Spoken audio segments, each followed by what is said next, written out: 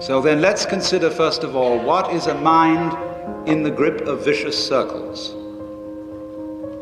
Well, one of the most obvious instances that we all know is the phenomenon of worry. The doctor tells you that you have to have an operation.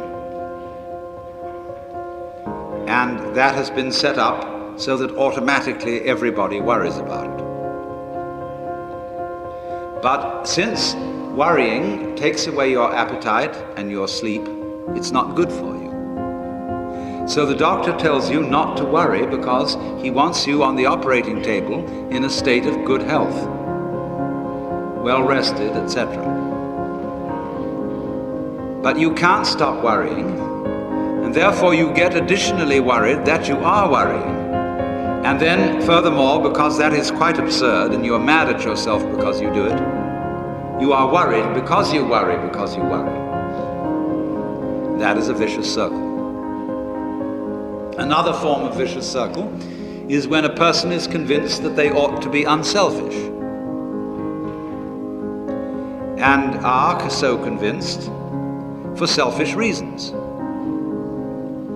I would like to think of myself as an unselfish person because that's the sort of person I'm supposed to be. So therefore I have a selfish reason for wanting to be unselfish, and because of that, no amount of effort will ever succeed in making me unselfish, but will only succeed in sending me round in circles. I'll be proud that I'm humble, etc. Can you allow your mind to be quiet? Isn't it difficult? Because the mind seems to be like a monkey, jumping up and down and jabbering all the time. Once you've learned to think, you can't stop. And an enormous number of people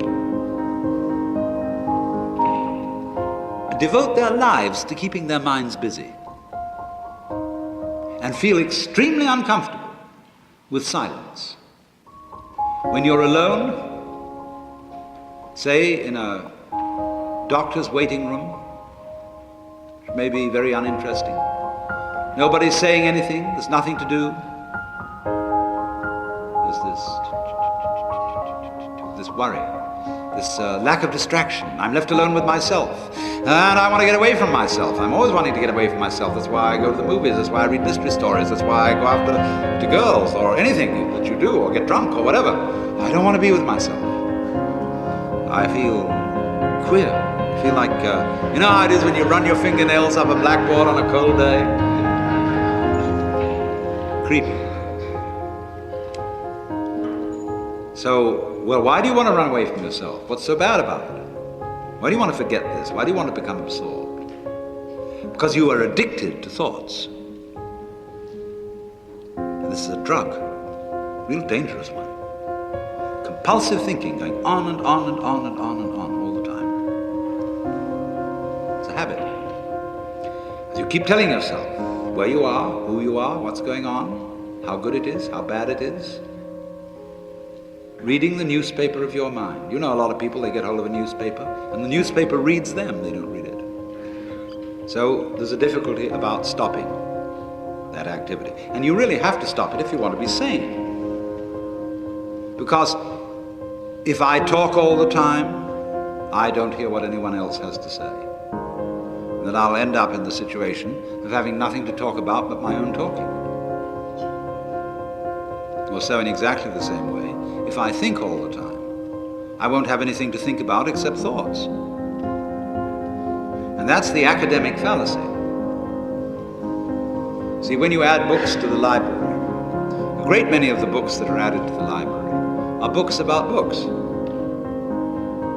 They're not necessarily books about life, some of them are, but most of the books, especially PhD dissertations, are books about books about books about books. And that doesn't really get us very far. So in order to have something to think about, there are times when you simply must stop thinking. Well, how do you do that? The first rule is don't try to. Because if you do, you will be like someone trying to make rough water smooth with a flat iron. And all that will do will stir it up.